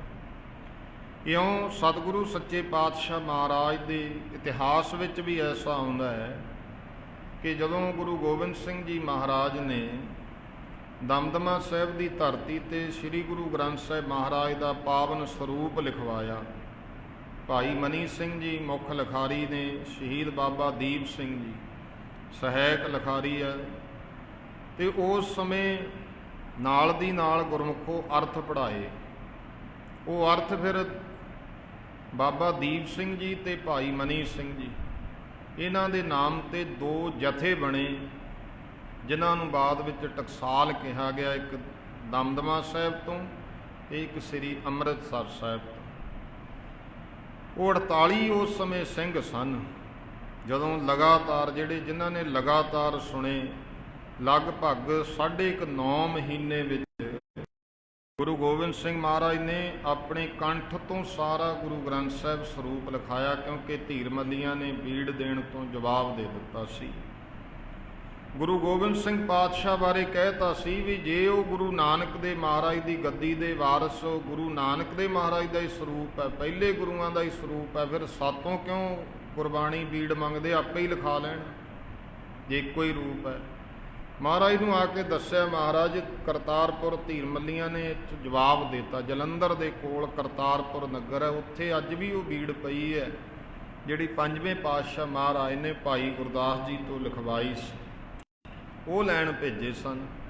ਤਾਂ ਉਸ ਸਮੇਂ ਕਹਿਤਾ ਜੇ ਉਹ ਪੂਰਨ ਗੁਰੂ ਨੇ ਲਿਖਾ ਲੈਣ। ਮਹਾਰਾਜ ਨੂੰ ਦੱਸਿਆ, ਮਹਾਰਾਜ ਕਹਿੰਦੇ ਭਾਈ ਕਰੋ ਤਿਆਰੀ। ਫਿਰ ਕਲਮਾਂ ਦਵਾਤ ਸਾਰਾ ਕਾਗਜ਼ ਤਿਆਰੀ ਕੀਤੀ ਤੇ ਗੁਰੂ ਗੋਬਿੰਦ ਸਿੰਘ ਮਹਾਰਾਜ ਨੇ 1 ਓੰਕਾਰ ਤੋਂ ਲੈ ਕੇ 18 10 20 ਤੱਕ ਆਪਣੇ ਕੰਠ ਤੋਂ ਬਾਣੀ ਉਚਾਰੀ ਤੇ ਨਾਲੇ ਅਰਥ ਪੜ੍ਹਾਏ। ਉਸ ਸਮੇਂ 48 ਸਿੰਘ ਸਨ ਜਿਹੜੇ ਲਗਾਤਾਰ ਮਹਾਰਾਜ ਦੇ ਕੋਲ ਬਹਿੰਦੇ ਸੀ ਰੋਜ਼। ਬਾਕੀ ਕੋਈ ਸੇਵਾਦਾਰ ਕਿਤੇ ਕਿਸ ਦਿਨ ਬਹਿ ਗਿਆ, ਕੋਈ ਕਿਵੇਂ। ਉਹ 48 ਮੁੱਖ ਸਨ ਜਿਨ੍ਹਾਂ ਨੂੰ ਅਰਥ ਪੜ੍ਹਾਏ ਹੈ। ਅਰਥ ਪੜ੍ਹਨ ਵਾਲੇ ਜਿਉਂ-ਜਿਉਂ ਅਰਥ ਪੜ੍ਹਦੇ ਗਏ ਗੁਰਮੁਖੋ ਵਧੇ ਮੁਕਤ ਹੋ ਗਏ ਸੀ। ਆ ਸਰੀਰ ਤੋਂ ਹੀ ਮੁਕਤੀ ਮਿਲ ਗਈ ਇਸ ਤਰ੍ਹਾਂ। ਫਿਰ ਮਹਾਰਾਜ ਨੇ ਬਾਬਾ ਦੀਪ ਸਿੰਘ ਜੀ ਤੇ ਬਾਬਾ ਭਾਈ ਮਨੀ ਸਿੰਘ ਜੀ ਸ਼ਹੀਦ ਕਿਹਾ ਤੁਸੀਂ ਤਾਂ ਅਰਥ ਪੜ੍ਹਾਉਣ ਦੀ ਸੇਵਾ ਕਰਨੀ ਆ ਅੱਗੇ। ਕਿਉਂ ਸੇਵਾ ਸੰਭਾਲੀ ਤੇ ਉਸ ਸਮੇਂ ਬੇਨਤੀ ਕੀਤੀ ਵੀ ਵਧੇ ਮੁਕਤਾਂ ਇਸ ਆਨੰਦ ਵਿੱਚ ਨਾ ਪਵੇ। ਤਾਂ ਗੁਰੂ ਗੋਬਿੰਦ ਸਿੰਘ ਮਹਾਰਾਜ ਨੇ ਕਿਹਾ ਸੀ ਹਾਂ ਤੁਹਾਡੇ ਆਨੰਦ ਵਿੱਚ ਨਹੀਂ ਕੋਈ ਫਰਕ ਪਵੇਗਾ। ਐ ਬਾਬਾ ਦੀਪ ਸਿੰਘ ਜੀ ਤੁਹਾਡਾ ਸੀਸ ਵੀ ਕੱਟਿਆ ਜਾਵੇਗਾ, ਵੱਖਰਾ ਹੋ ਜੂ, ਪਰ ਤੁਹਾਡਾ ਆਨੰਦ ਨਹੀਂ ਕੋਈ ਭੰਗ ਕਰ ਸਕਦਾ। ਭਾਈ ਮਨੀ ਸਿੰਘ ਨੂੰ ਕਿਹਾ ਸੀ ਭਾਈ ਮਨੀ ਸਿੰਘਾ ਉਹ ਤੇਰਾ ਬੰਦ ਵੀ ਕੋਈ ਕੱਟ ਦੇਵੇਗਾ, ਤੇਰੇ ਆਨੰਦ ਵਿੱਚ ਨਹੀਂ ਕੋਈ ਫਰਕ ਪਵੇਗਾ। ਐਸੇ ਹੁੰਦੇ ਨੇ ਗੁਰਮੁਖੋ ਵਧੇ ਮੁਕਤ। ਫਿਰ ਆ ਗਿਆ ਨਿਤ ਮੁਕਤੀ। ਨਿਤ ਮੁਕਤੀ ਜਿਹੜੀ ਹੈ ਇਤਿਹਾਸ ਵਿੱਚ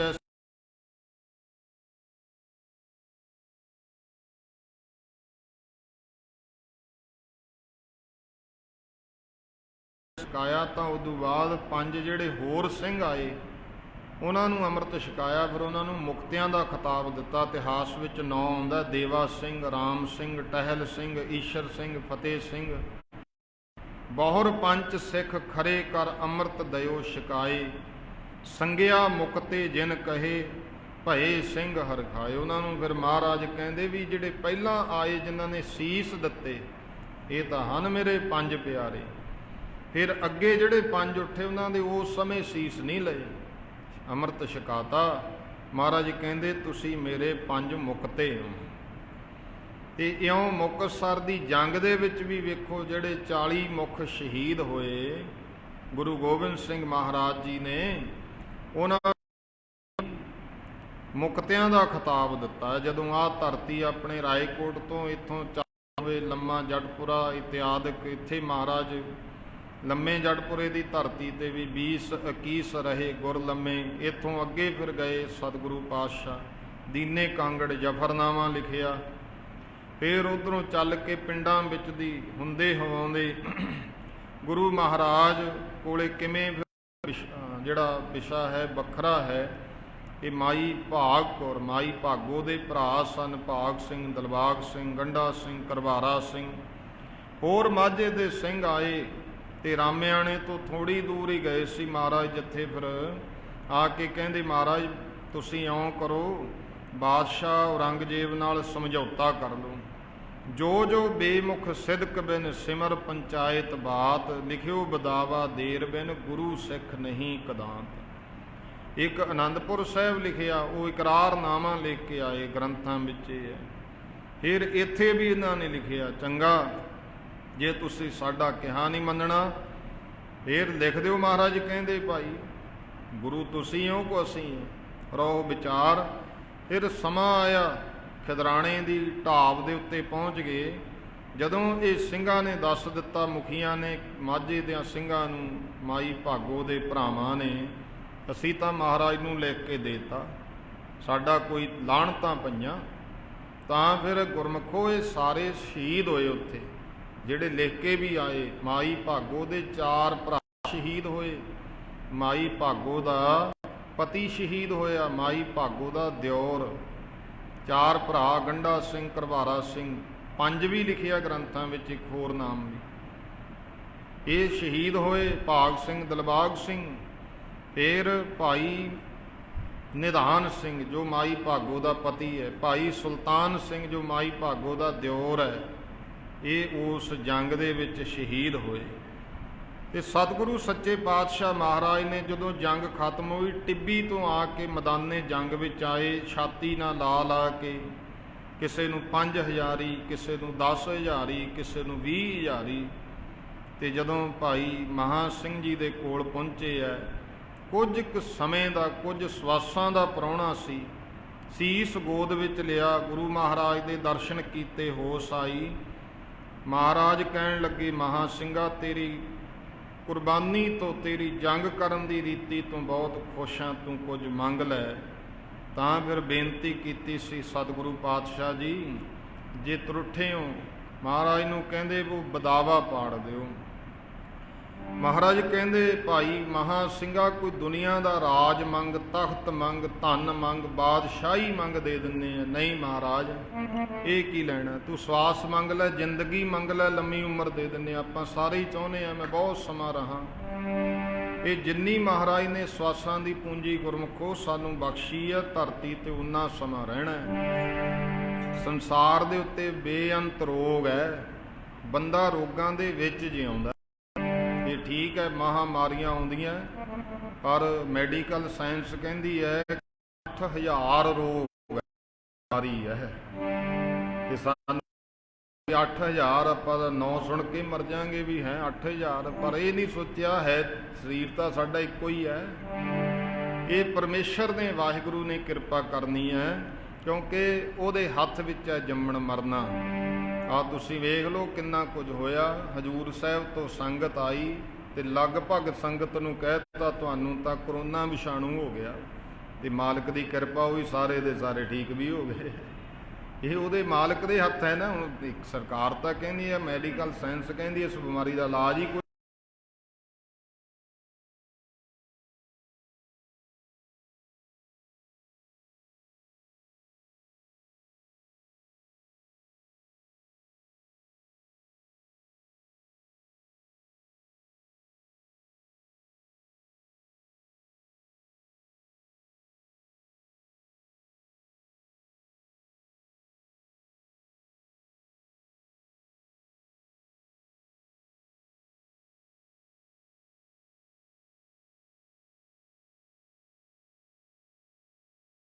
ਨਾਲ ਸਾਨੂੰ ਹਮੇਸ਼ਾ ਹੀ ਜੁੜ ਕੇ ਰਹਿਣਾ ਚਾਹੀਦਾ ਹੈ। ਭਰੋਸਾ ਰੱਖਣਾ ਗੁਰੂ ਮਹਾਰਾਜ ਦੇ ਉੱਤੇ ਕਿ ਸਤਿਗੁਰੂ ਮੇਰਾ ਸਰਵ ਕਲਾ ਸਮਰੱਥ ਹੈ। ਬੇਨਤੀ ਕੀਤੀ ਭਾਈ ਸਾਹਿਬ, ਭਾਈ ਮਹਾਂ ਸਿੰਘ ਨੇ, ਗਰੀਬ ਨਵਾਜ, ਕਿਰਪਾ ਕਰਦੇ, ਨਾ ਰਾਜ ਨਾ ਚਾਹੂੰ, ਹੋਰ ਮੈਂ ਕੁਝ ਨਹੀਂ ਚਾਹੁੰਦਾ। ਇੱਥੇ ਤੱਕ ਕਿ ਸਿੱਖ ਤਾਂ ਮੁਕਤੀ ਵੀ ਨਹੀਂ ਮੰਗਦਾ, ਇਹ ਤਾਂ ਕਹਿੰਦਾ ਹੈ ਰਾਜ ਨਾ ਚਾਹੂੰ, ਮੁਕਤ ਨਾ ਚਾਹੂੰ, ਮਨ ਪ੍ਰੀਤ ਚਰਨ ਕਮਲਾਰੇ। ਮੈਨੂੰ ਆਪਣੇ ਚਰਨਾਂ ਨਾਲ ਜੋੜ ਕੇ ਰੱਖੀ, ਤੇਰੇ ਚਰਨਾਂ ਨਾਲੋਂ ਨਾ ਟੁੱਟ ਜਾਵਾਂ, ਹੋਰ ਮੈਨੂੰ ਕੁਝ ਨਹੀਂ ਚਾਹੀਦਾ। ਇਉਂ ਅਰਦਾਸ ਬੇਨਤੀ ਕਰ ਭਾਈ ਮਹਾਂ ਸਿੰਘ ਜੀ ਨੇ ਮੰਗ ਇਹ ਰੱਖੀ ਗੁਰੂ ਗੋਬਿੰਦ ਸਿੰਘ ਪਾਤਸ਼ਾਹ ਜੀ ਦੇ ਅੱਗੇ। ਪੜੋ ਪਿਆਰ ਸਹਿ। ਕੰਡ ਲੈ ਕਲੰਗੀਆਂ ਵਾਲਿਆ, ਲਿਖਿਆ ਵਿਦਾਵਾ ਪਾੜ ਦੇ। ਕੰਡ ਲੈ ਕਲੰਗੀਆਂ ਵਾਲਿਆ, ਲਿਖਿਆ ਵਿਦਾਵਾ ਪਾੜ ਦੇ।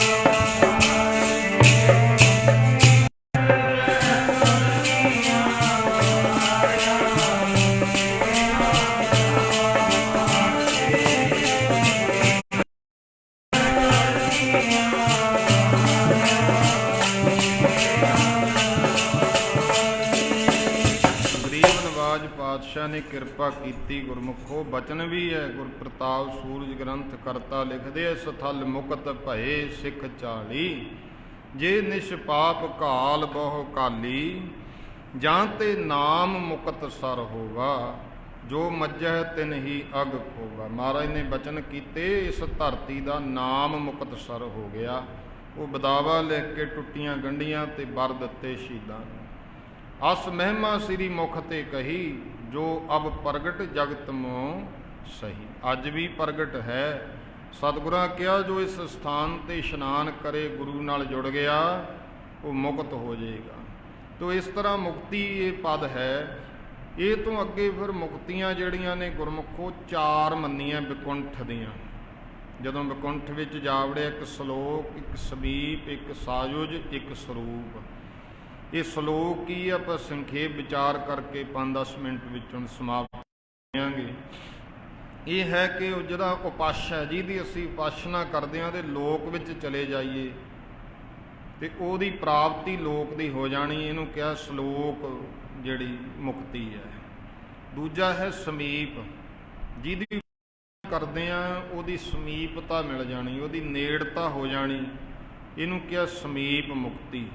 ਫਿਰ ਅੱਗੇ ਆ ਸਾਯੁਜ, ਜਿਹਦੀ ਇਸ਼ਟ ਦੀ ਉਪਾਸ਼ਨਾ ਕਰ ਉਹਦਾ ਮਿਲ ਜਾਣਾ, ਉਹਦਾ ਮਿਲਾਪ ਹੋ ਜਾਣਾ, ਇਹਨੂੰ ਸਾਯੁਜ ਹੈ। ਸਰੂਪ, ਜਿਹਦੇ ਇਸ਼ਟ ਦੀ ਉਪਾਸ਼ਨਾ ਕਰੀਏ, ਉਸ ਇਸ਼ਟ ਗੁਰੂ ਦਾ ਰੂਪ ਹੋ ਜਾਈਏ, ਇਹ ਹੈ ਇਸ਼ਟ ਗੁਰੂ ਦੀ ਉਪਾਸ਼ਨਾ ਕਰਦੇ ਰੂਪ ਹੋ ਜਾਣਾ, ਇਹਨੂੰ ਕਿਹਾ ਜਾਂਦਾ ਸਰੂਪ ਮੁਕਤੀ। ਤੇ ਇਉਂ ਸਤਿਗੁਰੂ ਪਾਤਸ਼ਾਹ ਮਹਾਰਾਜ ਜੀ ਨੇ ਕਿਰਪਾ ਕੀਤੀ। ਸਾਡਾ ਜਿਹੜਾ ਜੀਵਨ ਹੈ, ਜਿਹਦੇ ਤੇ ਵੀ ਕਿਰਪਾ ਹੁੰਦੀ ਹੈ ਗੁਰਮੁਖੋ, ਉਹੀ ਮੁਕਤ ਹੁੰਦਾ ਹੈ। ਸਤਿਗੁਰ ਮਿਲੈ ਤਾਂ ਤਤ ਪਾਏ, ਹਰ ਕਾ ਨਾਮ ਮਨ ਵਸਾਏ। ਭਾਈ ਸਾਹਿਬ ਭਾਈ ਗੁਰਦਾਸ ਜੀ ਲਿਖਦੇ ਨੇ, ਗੁਰ ਉਪਦੇਸ਼ ਹਿਰਦੈ ਨਿਮਰਤਾ ਨਿਵਾਸ ਜਾਸ, ਧਿਆਨ ਗੁਰ ਮੂਰਤ ਕੈ ਪੂਰਨ ਬ੍ਰਹਮ ਹੈ। ਗੁਰਮੁਖ ਸ਼ਬਦ ਸੁਰਤ ਉਨਮਾਨ ਗਿਆਨ, ਸਹਿਜ ਸੁਭਾਏ ਸਰਬਾਤਮ ਕੈ ਸਮ ਹੈ। ਹਉਮੈ ਤਿਆਗ ਤਿਆਗੀ ਬਿਸਮਾਦ ਕੋ ਬਰਾਗੀ ਭਏ, ਮਨ ਉਨ ਮਨ ਲਿਵ ਗਮਤਾ ਅਗੰਮ ਹੈ। ਸੂਖਮ ਅਸਥੂਲ ਮੂਲ ਏਕ ਹੀ ਅਨੇਕ ਮੇਕ, ਜੀਵਨ ਮੁਕਤ ਨਮੋ ਨਮੋ ਨਮੋ ਨਮ ਹੈ। ਇਉਂ ਸਤਿਗੁਰੂ ਦੀ ਕਿਰਪਾ ਹੋ ਜੇ ਨਾ, ਫਿਰ ਇਹ ਜਿਹੜਾ ਜੀਵਨ ਹੈ ਉਹ ਮੁਕਤ ਹੋ ਜਾਂਦਾ ਹੈ। ਗੁਰਬਾਣੀ ਵਿੱਚ ਐਸੇ ਬੇਅੰਤ ਪ੍ਰਮਾਣ ਹਨ। ਹੋਣਾ ਕਿਵੇਂ ਹੈ? ਹੁਕਮ ਦੇ ਵਿੱਚ। ਤੋ ਭਗਤ ਕਬੀਰ ਸਾਹਿਬ ਜੀ, ਜੋ ਆਪਾਂ ਇਹ ਸ਼ਬਦ ਆਰੰਭਤਾ ਬਚਨ ਕਰਦੇ ਹਨ ਸ਼ਲੋਕ ਵਿੱਚ, ਕਬੀਰ ਮੁਕਤ ਦੁਆਰਾ ਸੰਕੁੜਾ, ਰਾਈ ਦਸਵੈ ਪਾਏ। ਭਗਤ ਕਬੀਰ ਸਾਹਿਬ ਕਹਿੰਦੇ ਜਿਹੜਾ ਮੁਕਤੀ ਦਾ, ਬੰਧਨਾਂ ਤੋਂ, ਮਾਇਆ ਮੋਹ ਤੋਂ ਖਲਾਸੀ ਹੈ, ਇਹ ਬਹੁਤ ਬਰੀਕ ਹੈ, ਬਹੁਤ ਸੁੰਗੜਿਆ ਹੋਇਆ। ਸੰਕੜਾ ਕਿੰਨਾ ਕੁ ਸੁੰਗੜਿਆ? ਰਾਈ, ਸਰੋਂ ਦੇ ਦਾਣੇ ਤੋਂ ਥੋੜਾ ਜਿਹਾ ਛੋਟਾ ਹੁੰਦਾ ਰਾਈ ਦਾ ਦਾਣਾ, ਤੇ ਉਹਦੇ ਵੀ ਅੱਗੇ 10 ਹਿੱਸੇ ਕਰ ਲਈਏ, ਇੱਕ ਟੁਕੜੇ ਜਿੰਨਾ ਹੈ। ਨਿੱਕਾ ਜਿਹਾ ਬੀਜ ਹੈ ਰਾਈ ਦਾ ਦਾਣਾ, ਪਰ ਉਹਦੇ ਵੀ ਅੱਗੇ ਦੇਖ ਲਓ 10 ਟੁਕੜੇ ਕੀਤੇ। ਤੇ ਉਹ ਰਾਈ ਦੇ ਦਾਣੇ ਦੇ, ਹੁਣ ਰਾਈ ਤੁਹਾਨੂੰ ਪਤਾ ਹੈ ਜਿਹੜੀ ਹੈ ਨਾ, ਇਹ ਵੈਦਾਂ ਨੇ ਇਹਨੂੰ ਬਹੁਤ ਚੰਗੀ ਗੱਲ ਮੰਨਿਆ ਰਾਈ ਨੂੰ। ਰਾਈ ਪੀਸ ਕੇ ਘਰ ਵਿੱਚ ਜ਼ਰੂਰ ਰੱਖੋ, ਤੇ ਥੋੜ੍ਹੀ ਮਾਤਰਾ ਵਿੱਚ ਰੋਜ਼ ਲੈ ਲਓ। ਆਹ ਦਵਾਈਆਂ ਤਾਂ ਬਹੁਤ ਖਾਂਦੇ ਆ, ਜਿੰਨੇ ਸਾਈਡ ਇਫੈਕਟ ਹੁੰਦੇ ਨਾ ਮੈਡੀਸਨ ਦੇ, ਜਿਹੜੀ ਰਾਈ ਸਾਈਡ ਤੋਂ ਬਚਾਉਂਦੀ ਹੈ। ਇਹ ਵੈਦਾਂ ਦਾ ਹੈਗਾ। ਤੇ ਗੁਰਪ੍ਰਤਾਪ ਸੂਰਜ ਗ੍ਰੰਥ ਦੀ ਕਥਾ ਕਰਦੇ ਆ ਇਹ ਗੱਲ ਸਾਹਮਣੇ, ਕਿਉਂਕਿ ਭਾਈ ਸੰਤੋਖ ਸਿੰਘ ਜੀ ਨੇ ਵੇਦ ਪੁਰਾਣ ਸ਼ਾਸਤਰ ਪੜ੍ਹੇ, ਵੈਦਿਕ ਗ੍ਰੰਥ ਦੇ ਵੀ ਜਿਹੜੇ ਉਹ ਵੀ ਪੜ੍ਹੇ ਹੋਏ ਸੀ। ਤੇ ਉਹਨਾਂ ਨੇ ਇੱਕ ਜਗ੍ਹਾ ਇਹ ਲਿਖਿਆ ਕਿ ਹੇ ਸਤਿਗੁਰੂ, ਜਿਵੇਂ ਰਾਈ ਬਿਮਾਰੀਆਂ ਤੋਂ ਦੀ ਰੱਖਿਆ ਕਰਦੀ ਹੈ, ਸਿੱਖ ਨੂੰ ਇਉਂ ਬਚਾਉ। ਦੇਖੋ ਪ੍ਰਮਾਣ ਦਿੱਤਾ ਰਾਈ ਦਾ। ਤੇ ਉਸ ਦਿਨ ਫਿਰ ਇਹ ਸਮਝ ਵਿੱਚ ਆਈ। ਫਿਰ ਇੱਕ ਦੋ ਵੈਦਾਂ ਨਾਲ ਗੱਲ ਹੋਈ, ਤੇ ਉਹ ਕਹਿੰਦੇ ਜੀ ਇਹ ਬਹੁਤ ਵਧੀਆ ਚੀਜ਼ ਹੈ, ਇਹ ਸਾਈਡ ਇਫੈਕਟ ਆਪਾਂ ਕੋਈ ਨਾ ਕੋਈ ਦਵਾਈ ਖਾਂਦੇ ਆ, ਇੱਕ ਦਵਾਈ ਖਾ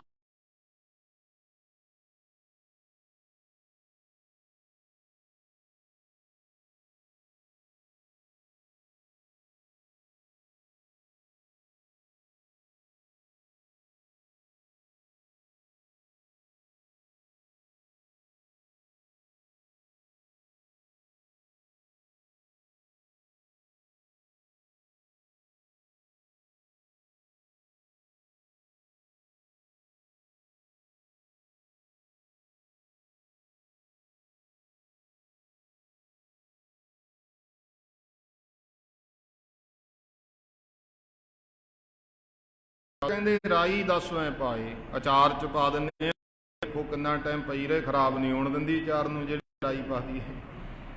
ਤੇ ਰਾਈ 10ਵੇਂ, ਰਾਈ ਦੇ ਦਾਣੇ ਦੇ 10ਵੇਂ ਭਾਗ ਜਿੰਨਾ ਹੈ। ਮਨ ਤੋਂ ਮੈਗਲ ਹੋਏ ਰਹਾ, ਨਿਕਸਿਆ ਕਿਉਂ ਕਰ ਜਾਏ। ਮਨ ਜਿਹੜਾ ਹੈ ਇਹ ਹਾਥੀ ਵਰਗਾ ਹੋਇਆ ਫਿਰਦਾ, ਦੱਸੋ ਕਿਵੇਂ ਹੋ ਜਾਵੇ। ਤੇ ਇਹ ਮੈਗਲ ਨਾਮ ਹਾਥੀ ਦਾ ਹੈ, ਇਹ ਕਿਵੇਂ ਲੰਘੇ ਇੱਥੋਂ। ਫੇਰ ਆ ਗਿਆ ਐਸਾ ਸਤਿਗੁਰ ਜੇ ਮਿਲੈ, ਐਸਾ ਜੇ ਸਤਿਗੁਰੂ ਮਿਲ ਜਾਵੇ, ਤੁਠਾ ਕਰੇ ਪਸਾਓ, ਮੁਕਤ ਦੁਆਰਾ ਮੋਕਲਾ, ਸਹਿਜੇ ਆਵੋ ਜਾਓ। ਇਹ ਮੁਕਤੀ ਗੁਰੂ ਦੀ ਕਿਰਪਾ ਨਾਲ ਹੋਣੀ ਹੈ। ਇੱਕ ਗੱਲ ਯਾਦ ਰੱਖਣੀ, ਭਗਤ ਕਬੀਰ ਸਾਹਿਬ ਜੀ ਦਾ ਬਚਨ ਹੈ, ਕਬੀਰ ਗੰਗਾ ਤੀਰ ਜੋ ਘਰ ਕਰੈ, ਪੀਵੈ ਨਿਰਮਲ ਨੀਰ, ਬਿਨ ਹਰ ਨਾਮ ਨਾ ਮੁਕਤ ਹੋਏ।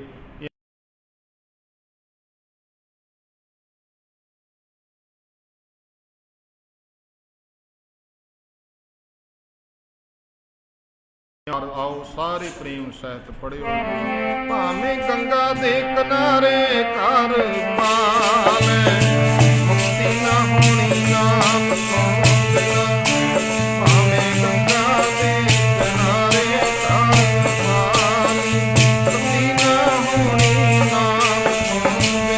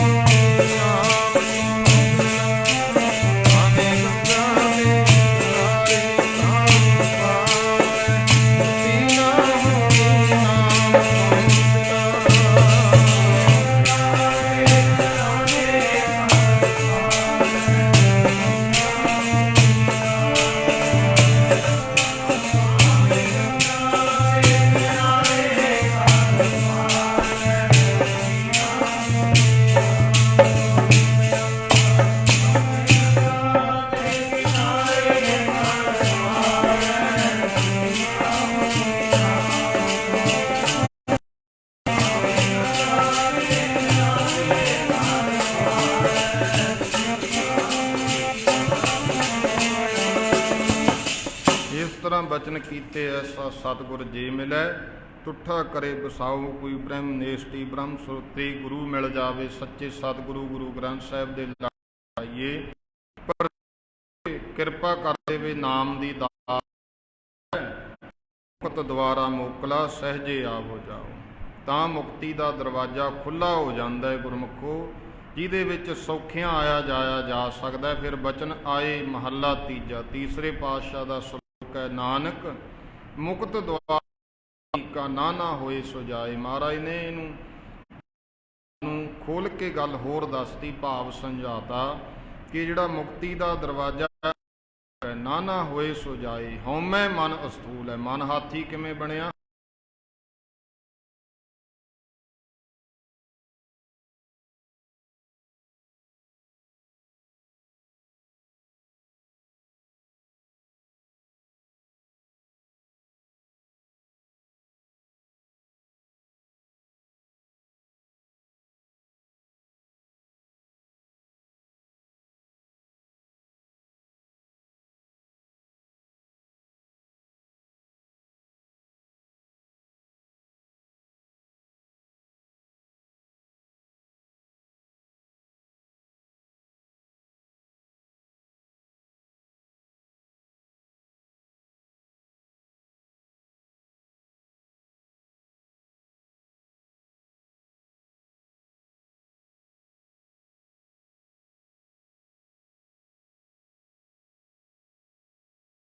ਸ਼ਰ ਨਹੀਂ ਪਾਇਆ ਜਾ ਸਕਦਾ।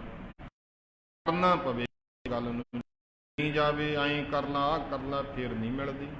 ਇਹ ਤਾਂ ਦ્વੈਤ ਭਾਵਨਾ ਵਿੱਚ ਫਿਰ ਭਟਕਦਾ ਰਹਿੰਦਾ। ਸਤਿਗੁਰ ਮਿਲਿਆ ਜੀਵਤ ਰਹਿ ਬੁੱਝ ਸੱਚ ਸਮੀਤਾ। ਸਤਿਗੁਰੂ ਨੂੰ ਮਿਲ ਕੇ ਗੁਰੂ ਦਾ ਮਿਲਾਪ ਹੋ ਜੇ, ਜੀਵਤ ਭਾਵ ਤੋਂ ਮਰ ਜਾਂਦਾ, ਹਉਮੈ ਮਿਟ ਜਾਂਦੀ ਹੈ, ਸੱਚ ਸਰੂਪ ਦੀ ਸੋਝੀ ਪ੍ਰਾਪਤ ਹੋ ਜਾਂਦੀ ਹੈ, ਸਤ ਸਰੂਪ ਦਾ ਗਿਆਨ ਪ੍ਰਾਪਤ ਹੋ ਜਾਂਦਾ ਹੈ। ਸੱਚ ਨੂੰ ਬੁੱਝ ਕੇ ਫਿਰ ਸੱਚ ਵਿੱਚ ਸਮਾ ਜਾਂਦਾ। ਸਬਦੇ ਹਉਮੈ ਖੋਈ ਹੈ ਹਰ ਮੇਲ ਮਲੀਤਾ। ਹਉਮੈ ਕਿਵੇਂ ਦੂਰ ਹੋਵੇ? ਗੁਰੂ ਦੇ ਸ਼ਬਦ ਦੁਆਰਾ ਗੁਰਮੁਖੋ ਹਉਮੈ ਨੇ ਦੂਰ ਹੋਣਾ। ਇਉਂ ਦੂਰ ਹੋ ਜਾਂਦੀ ਹੈ, ਹਰੀ ਦੇ ਵਿੱਚ ਮੇਲ ਮਿਲ ਜਾਂਦਾ ਹੈ, ਸਭ ਕੁਛ ਜਾਣ